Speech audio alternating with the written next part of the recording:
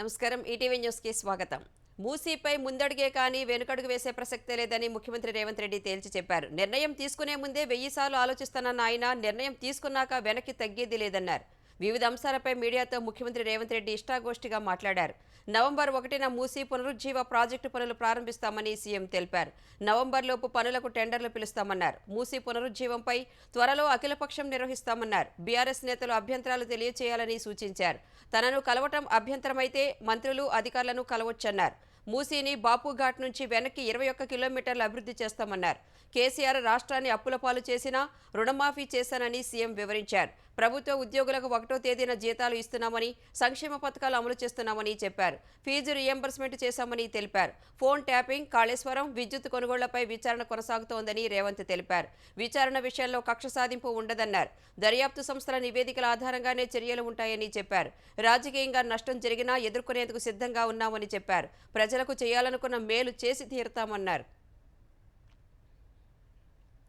తెలంగాణలో ఏక్ పోలీస్ విధానంపై పోలీసు సంఘాలు, కుటుంబాలతో ప్రభుత్వం చర్చించాలని కేంద్ర బొగ్గు గనుల శాఖ మంత్రి కిషన్ రెడ్డి సూచించారు. అవసరమైతే రాజకీయ పార్టీల అభిప్రాయాలను తీసుకోవాలని కోరారు. బర్తరఫ్ చేసిన కానిస్టేబుళ్లను తిరిగి విధుల్లోకి తీసుకోవాలని కిషన్ రెడ్డి డిమాండ్ చేశారు. ఏక్తా దివస్లో భాగంగా హైదరాబాద్లో అసెంబ్లీ ముందు ఉన్న సర్దార్ వల్లభాయ్ పటేల్ విగ్రహానికి బీజేపీ శ్రేణులతో కలిసి కేంద్ర మంత్రి నివాళులర్పించారు. ఏడాది పాటు ప్రతి గ్రామంలో వల్లభాయ్ పటేల్ జయంతి వేడుకలు నిర్వహిస్తామని కిషన్ రెడ్డి తెలిపారు. సీఎం వ్యక్తిగత భద్రత నుంచి బెటాలియన్ పోలీసులను తప్పించడం అనాలోచిత నిర్ణయమని మాజీ మంత్రి హరీష్ రావు మండిపడ్డారు. ఈ చర్య 17,000 మంది పోలీసులను అవమానపరచటమేనని దుయ్యబట్టారు. ఒకే పోలీస్ విధానాన్ని తీసుకొస్తానని ఎన్నికల్లో హామీ ఇచ్చి ఇప్పుడు స్పందించకపోవడం అన్యాయమన్నారు. వనపర్తిలో రైతు ప్రజా నిరసన సదస్సులో హరీష్ రావు పాల్గొన్నారు. కేసీఆర్ పాలనలో నిబంధనలు లేకుండా రుణమాఫీ చేస్తే రేవంత్ రెడ్డి పాలనలో నిబంధనల పేరుతో రుణమాఫీ చేయట్లేదని హరీష్ ఆరోపించారు. వరంగల్ వేదికగా కాంగ్రెస్ ఇచ్చిన హామీల్లో ఏ ఒక్కటి నెరవేర్చడం లేదని ధ్వజమెత్తారు. రేవంత్ రెడ్డి వచ్చాక పాద పథకాలను ఆపేశారని, పథకాలపై ప్రశ్నించిన తమపై కేసులు పెడుతున్నారని హరీష్ రావు ఆగ్రహం వ్యక్తం చేశారు. తెలంగాణ రెవెన్యూ శాఖ మంత్రి పొంగులేటి శ్రీనివాసరెడ్డిపై ఈడీ దాడులు జరిగి నెల దాటినా ఎవరూ మాట్లాడకపోవడం వెనుక క్విడ్ ప్రోకో ఏముందని మాజీ మంత్రి కేటీఆర్ ప్రశ్నించారు. భారీ మొత్తంలో నగదు గుర్తించినట్లు వార్తలు వచ్చినప్పటికీ దాడుల గురించి ఈడీ డైరెక్టరేట్, బీజేపీ, కాంగ్రెస్ ఒక్క మాట కూడా మాట్లాడటం లేదని ఎక్స్ వేదికగా ఆరోపించారు. ప్రజలపై 18,500 కోట్ల విద్యుత్ భారాన్ని ఆపడంలో బీఆర్ఎస్ విజయం సాధించిందన్నారు. కాబట్టి నేడు రేపు సంబరాలు జరపాలని బీఆర్ఎస్ కార్యకర్తలకు కేటీఆర్ పిలుపునిచ్చారు. ప్రభుత్వ ఆసుపత్రుల్లో నెలకొన్న పరిస్థితులపై కేటీఆర్ ఆవేదన వ్యక్తం చేశారు. రేవంత్ రెడ్డి ప్రభుత్వానికి అక్రమ కేసులపై ఉన్న మోజు ఆరోగ్య శాఖపై లేదని పోస్ట్ చేశారు. బీఆర్ఎస్ నేతలపై రానున్న రోజుల్లో మరిన్ని వేధింపులు ఉంటాయని, కాంగ్రెస్ పార్టీ చేసే వ్యక్తిగత దాడులు, కుట్రలు, దుష్ప్రచారం, అబద్దాలను ఎదుర్కొనేందుకు సిద్ధంగా ఉండాలని మరో ట్వీట్లో కార్యకర్తలకు సూచించారు. కూకట్పల్లి నియోజకవర్గంలోని అల్లాపూర్ పరిధిలో హైడ్రా కూల్చివేతలతో నష్టపోయిన చిన్నారి వేదశ్రీ కుటుంబాన్ని కేటీఆర్ పరామర్శించారు. వేదశ్రీకి బ్యాగ్, నోట్ పుస్తకాలు, తాగునీటి సీసా అందించారు.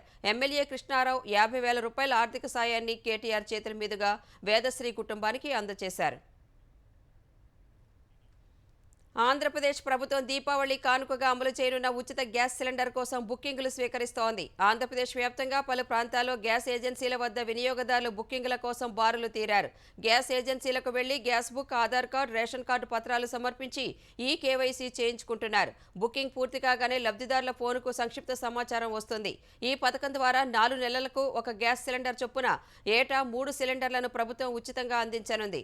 మొదటి సిలిండర్ బుకింగ్కు నేటి నుంచి అనుమతించిన ప్రభుత్వం ఈ నెల 31లోగా డెలివరీ చేస్తామని ప్రకటించింది. లబ్ధిదారులు డబ్బు చెల్లించి సిలిండర్ తీసుకున్న 48 గంటల్లోపు వారి బ్యాంకు ఖాతాలో 851 రూపాయల రాయితీ సొమ్మును ప్రభుత్వం జమ చేయనుంది. అర్హులంతా ఒకేసారి బుకింగ్ చేసుకోవాల్సిన పని లేదని, మార్చి నెలాఖరు వరకు ఎప్పుడు బుక్ చేసుకున్నా రాయితీ వర్తిస్తుందని ప్రభుత్వం వెల్లడించింది. 2025-26 ఆర్థిక సంవత్సరం ఏప్రిల్ 1 నుంచి రెండో ఉచిత సిలిండర్ బుకింగ్ సౌకర్యం అందుబాటులోకి వస్తుందని వివరించింది. శ్రీకాకుళం జిల్లాలో మొదటి సిలిండర్ను రేపు ముఖ్యమంత్రి చంద్రబాబు స్వయంగా అందిస్తారు. ఆంధ్రప్రదేశ్ను సాంకేతిక రంగంలో అగ్రగామిగా తీర్చిదిద్దేందుకు పెట్టుబడులు పెట్టాలని ఏపీ ఐటీ శాఖ మంత్రి నారా లోకేష్ అమెరికా టెక్ దిగ్గజాలను కోరారు. అమెరికా పర్యటనలో భాగంగా మైక్రోసాఫ్ట్, యాపిల్, అడోబ్ సంస్థల సీఈఓలతో లోకేష్ సమావేశమయ్యారు. మైక్రోసాఫ్ట్ సీఈఓ సత్య నాదెళ్లతో సమావేశమైన లోకేష్ ఏపీకి రావాలని ఆహ్వానించారు. ఏపీలో నిర్మిస్తున్న కొత్త ఐటీ హబ్లు, ఇన్నోవేషన్ పార్కులను ప్రపంచ స్థాయి సాంకేతిక కేంద్రాలుగా తీర్చిదిద్దడంలో మైక్రోసాఫ్ట్ సహకారం కావాలని కోరారు. ఏపీలో డిజిటల్ గవర్నెన్స్ విధానాలకు మైక్రోసాఫ్ట్ సహకారం కోరారు. తరువాత యాపిల్ సంస్థ కేంద్ర కార్యాలయాన్ని సందర్శించారు. ఆ సంస్థ ఉపాధ్యక్షుడు ప్రియా బాలసుబ్రహ్మణ్యంతో సమావేశమైన లోకేష్ ఏపీలో పెట్టుబడులు పెట్టాలని కోరారు. ఏపీలోని 4 ఎలక్ట్రానిక్ మ్యానుఫ్యాక్చరింగ్ క్లస్టర్లలో యాపిల్కు అనువైన ప్రాంతాన్ని అన్వేషించాలని కోరారు. సంస్థ కోరుకున్న చోట తయారీ యూనిట్ స్థాపనకు అన్ని సదుపాయాలు కల్పిస్తామని హామీ ఇచ్చారు. శాన్ ఫ్రాన్సిస్కోలో అడోబ్ సీఈఓ శంతన్ నారాయణ్తోనూ లోకేష్ భేటీ అయ్యారు. ఏపీలో పెట్టుబడులు పెట్టాలని విజ్ఞప్తి చేశారు. ఏపీలో అడోబ్ R&D కేంద్రం ఏర్పాటు చేయాలని కోరారు. కంపెనీ సహచరులతో చర్చించి ఏపీలో పెట్టుబడులు పెట్టే అంశాన్ని పరిశీలిస్తామని లోకేష్కు శంతన్ నారాయణ్ తెలిపారు. వెలిగొండ ప్రాజెక్టును గత ప్రభుత్వాలు జలయజ్ఞం పేరుతో ధనయజ్ఞంగా మార్చాయని ఆంధ్రప్రదేశ్ జలవనరుల శాఖ మంత్రి నిమ్మల రామానాయుడు ఆరోపించారు. ప్రకాశం జిల్లాలోని వెలిగొండ ప్రాజెక్టును మంత్రులు గొట్టిపాటి రవికుమార్, డోలా వీరాంజనేయస్వామి ఎమ్మెల్యేలతో కలిసి ఆయన సందర్శించారు. దోర్నాల మండలం కొత్తూరు సమీపంలోని 2వ టన్నెల్ను పరిశీలించి ప్రాజెక్టు పురోగతిపై అధికారులను అడిగి తెలుసుకున్నారు. ముంపు కాలనీ సమస్యలు పరిష్కరిస్తామని హామీ ఇచ్చారు. వెలిగొండ ప్రాజెక్టు పూర్తి కాకుండానే ప్రారంభించిన ఘనత జగన్మోహన్ రెడ్డిదని మంత్రి నిమ్మల ఎద్దేవా చేశారు. 4 లక్షలకు పైగా రైతులకు ఉపయోగపడే వెలిగొండ ప్రాజెక్టును త్వరగా పూర్తి చేస్తామని ఆయన హామీ ఇచ్చారు.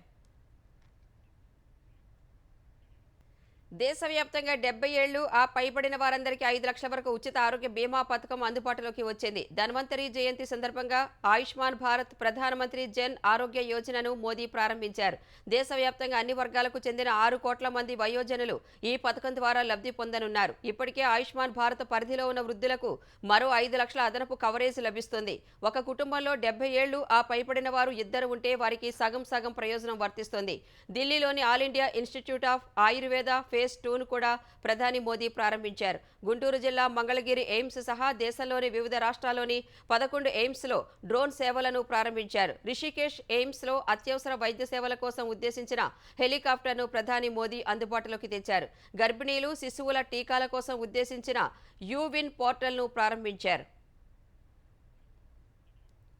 ప్రతి యువకుడికి ఉపాధి అవకాశాలు కల్పించి వారు తమ ఆకాంక్షలను నెరవేర్చుకునే విధంగా ఒక వ్యవస్థను ఏర్పాటు చేసే దిశగా తమ ప్రభుత్వం పనిచేస్తోందని ప్రధాని మోదీ తెలిపారు. రోజ్గార్ మేళాలో భాగంగా 51,000 మందికి ప్రధాని నియామక పత్రాలు అందజేశారు. నూతన ఉద్యోగ అవకాశాల కల్పనే లక్ష్యంగా తమ ప్రభుత్వం అంతరిక్ష, సెమీకండక్టర్ వంటి ఆధునిక రంగాలకు అధిక ప్రాధాన్యం ఇస్తోందని ప్రధాని మోదీ చెప్పారు. విధానపరమైన లోపాల కారణంగా గత ప్రభుత్వాల హయాంలో ఆధునిక సాంకేతికత సహా అభివృద్ధి చెందిన రంగాల్లో ప్రపంచ దేశాల కంటే భారత్ వెనుకబడిందని మోదీ చెప్పారు. పాత కాలం చెల్లిన సాంకేతికతను భారత్లో అమలు చేశారని ప్రధాని ఆరోపించారు. బీఆర్ఎస్ కార్యనిర్వాహక అధ్యక్షుడు కేటీఆర్ ఇచ్చిన లీగల్ నోటీసులకు కేంద్ర మంత్రి బండి సంజయ్ సమాధానమిచ్చారు. కేటీఆర్ పేరును తాను ఎక్కడా ప్రస్తావించలేదని చెప్పారు. నిరాధారమైన, పరువుకు భంగం కలిగించే వ్యాఖ్యలు తాను చేయలేదని స్పష్టం చేశారు. వారం రోజుల్లో ఇచ్చిన లీగల్ నోటీసులను ఉపసంహరించుకుని బహిరంగ క్షమాపణ చెప్పాలని డిమాండ్ చేశారు. లేని పక్షంలో లీగల్ నోటీసులపై చట్టపరమైన చర్యలు తీసుకుంటామని కేటీఆర్ను బండి సంజయ్ హెచ్చరించారు. బండి సంజయ్ తనపై నిరాధార, పరువు నష్టం కలిగించే ఆరోపణలు చేశారని ఆరోపిస్తూ కేటీఆర్ ఇటీవలే లీగల్ నోటీస్ ఇచ్చారు. బండి సంజయ్ తన ప్రకటనను ఉపసంహరించుకుని వారంలోగా బహిరంగ క్షమాపణ చెప్పాలని డిమాండ్ చేశారు. బండి సంజయ్ బీజేపీ నేత అనే విషయాన్ని మర్చిపోయి ముఖ్యమంత్రి రేవంత్ రెడ్డికి సహాయ మంత్రిగా పనిచేస్తున్నారని మాజీ మంత్రి జగదీష్ రెడ్డి ఆరోపించారు. రేవంత్ రెడ్డి, కేటీఆర్ కలిసి పనిచేస్తున్నారన్న బండి సంజయ్ వ్యాఖ్యలపై ఆయన అభ్యంతరం వ్యక్తం చేశారు. కేటీఆర్పై సంజయ్ అక్కసు వెళ్లగక్కుతున్నారని ఆక్షేపించారు. తెలంగాణలో బీజేపీ, కాంగ్రెస్ కలిసి పనిచేస్తున్నాయన్న ఆయన రేవంత్ రెడ్డిని కాపాడాలని బండి సంజయ్ ఉత్సాహపడుతున్నారని ఆరోపించారు. రౌడీ షీటర్, వైకాపా సానుభూతిపరుడు బోరుగడ్డ అనిల్కు గుంటూరు న్యాయస్థానం 14 రోజుల రిమాండ్ పొడిగించింది. గతంలో కోర్టు అనుమతి ఇచ్చిన 3 రోజుల పోలీస్ కస్టడీ ముగియడంతో అరండల్పేట పోలీసులు అనిల్ను 5వ అదనపు న్యాయస్థానం ముందు హాజరుపరిచారు. 3 రోజుల కస్టడీలో విచారణకు అనిల్ సహకరించలేదని పోలీసులు కోర్టుకు తెలిపారు.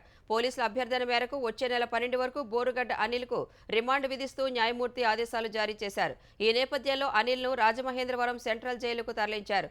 కోర్టులో హాజరుపరిచే ముందే అనిల్కు గుంటూరు ప్రభుత్వ ఆసుపత్రిలో వైద్య పరీక్షలు నిర్వహించారు.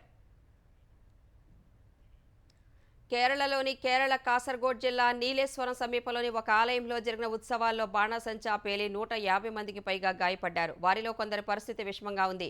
అంజో తంబలం బీరక్కవు ఆలయంలో వార్షిక కాళియాట్లం ఉత్సవాలు జరుగుతుండగా సోమవారం అర్ధరాత్రి బాణాసంచా కాల్చారు. ఈ క్రమంలో నిప్పురవ్వలు ఆలయం సమీపంలోని బాణాసంచా నిల్వ ఉంచిన షెడ్డుపై పడగా ఒక్కసారిగా పేలుడు జరిగింది.